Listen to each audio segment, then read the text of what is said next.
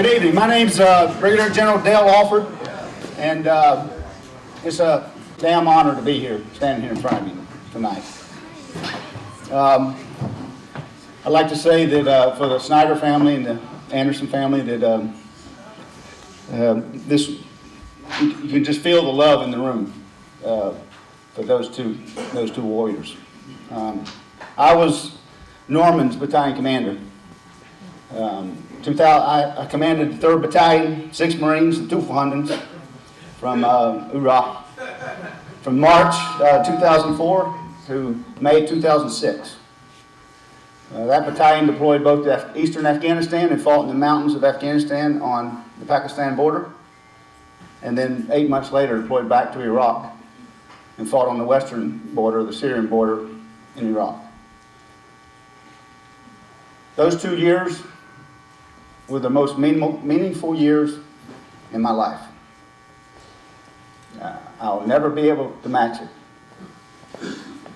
And as you can tell, you get a little emotional, and I see the great 2 400s from Kilo Company sitting back there, and we went through a lot together. And we lost great men like Corporal Snyder and Lance Corporal Anderson. When Robin asked me to come speak tonight, you know, I do speak a lot, right? You get especially as a general officer, you're sent by the Commandant of the Marine Corps to go out and tell the Marine Corps story, and I've done that a lot over the last 4 or 5 years. But when Robin asked me to speak, I started thinking about what I would say. And I almost knew that I could not give it justice unless I sat down at my desk and wrote something out very short. And then read it, which I don't do a lot, or hardly ever. But I don't think that I could do it justice unless I did this. So if you bear with me, I want to read a 5-minute statement that I spent a few hours putting together. Lance Corporal Anderson was walking point on a patrol that was pushing down one of the meanest and most dangerous streets in the town of Sadr in the Al-Qaim districts of western Iraq on October 19th of 2005. During the movement, a vehicle pulled out of an alley directly in front of the squad. And as the vehicle accelerated directly towards Lance Corporal Anderson and the rest of the patrol, it became evident that the vehicle was not going to stop. Being alert to the possibility of vehicle-borne improvised explosive devices, VBIDs, Lance Corporal Anderson stood his ground. He immediately raised his weapon, switched his safety onto fire, and as the vehicle quickly closed the distance to his Marines, Lance Corporal Anderson fired several rounds into the windshield of the vehicle. Although the first human reaction to a vehicle speeding in your direction may be to move out of the way, Lance Corporal Anderson knew his duty as point man was to provide the first line of defense and alert the remainder of the squad behind him of the danger. The rounds fired by Lance Corporal Anderson caused the driver to swerve, the terrorist to swerve away from the patrol and detonate the explosives before he could drive within killing range of the rest of the squad. The resulting blast mortally wounded Lance Corporal Anderson.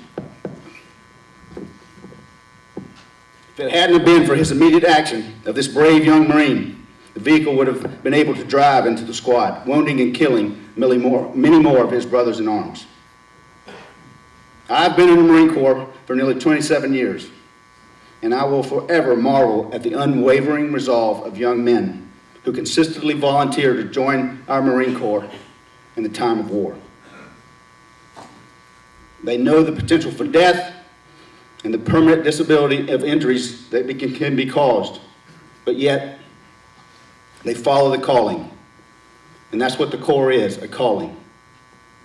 This calling may be a desire for a job, a stable job when they first join, or maybe even for the college fund, or even for excitement and adventure.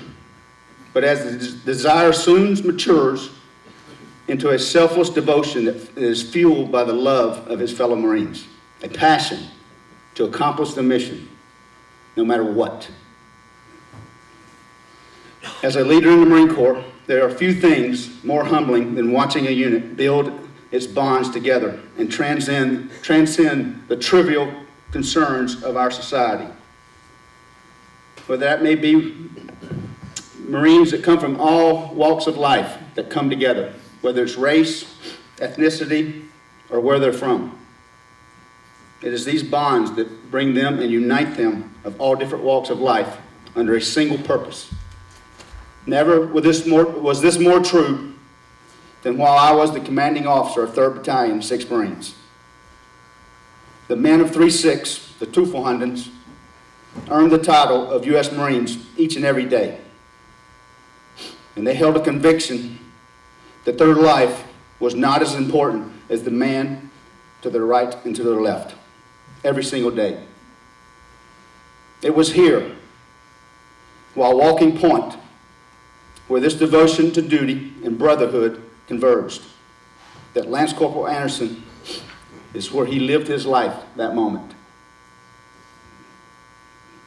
He went against every notion that we have about today's generation, of the self-centered, the lack of concern for others, and he cemented his place in my heart and in the hearts of his brothers that are sitting right back against the wall. He cemented that not only as a Marine, but as a man of the highest character, where he displayed our motto, the Corps' motto of honor, courage, and commitment at that moment. For this reason, we are here today to honor him and his family, and we honor Corporal Snyder's family. We love Lance Corporal Anderson with the same love that he held for his fellow Marines on that day that he was killed. And we will forever be connected to him by this unique heritage that we share as men who knew in the moment before his last breath, there was only one decision to make. Simplified, Norman. You will forever be missed.